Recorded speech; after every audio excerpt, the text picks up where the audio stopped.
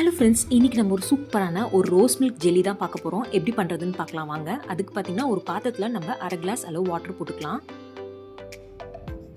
போட்டதுக்கப்புறமா ஓரளவு பாயில் ஆனதுக்கப்புறமா ஒரு ஸ்பூன் அளவுக்கு நம்ம அகர் போட்டுக்கலாம். அகர் நல்லா கரைஞ்சதுக்கப்புறமா ஒரு பெரிய கிளாஸில் ஒரு கிளாஸ் அளவு நம்ம பால் போட்டுக்கலாம். திக் பால் போட்டுக்கலாம். நல்லா மிக்ஸ் பண்ணிக்கோங்க. ரோஸ் மில்க் சிரப் கொஞ்சம் போட்டுக்கலாம்.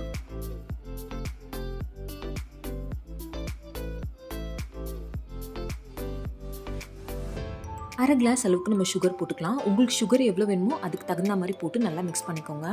ஒரு 2 நிமிஷம் கழித்து ஒரு பாத்திரத்தில் நம்ம ட்ரான்ஸ்ஃபர் பண்ணிடலாம். டூட்டி ஃப்ரூட்டியை போட்டுக்கலாம். போட்டதுக்கப்புறமா நல்லா ஸ்பூனில் வச்சு நல்லா ஸ்ப்ரெட் பண்ணி விட்டுருங்க. ஒரு 2 ஹவர் ஃப்ரிட்ஜில் வச்சு எடுத்து சாப்பிட்டிங்கன்னா அல்டிமேட்டாக இருக்கும். மேலே ஃப்ரூட்டி டூட்டி ஃப்ளேவர், கீழே ரோஸ் மில்க் ஃப்ளேவரோடு சாப்பிடும்போது அல்டிமேட்டாக இருக்குது. இந்த வீடியோ உங்களுக்கு பிடிச்சிருந்தா மறக்காமல் சப்ஸ்கிரைப் பண்ணிக்கோங்க.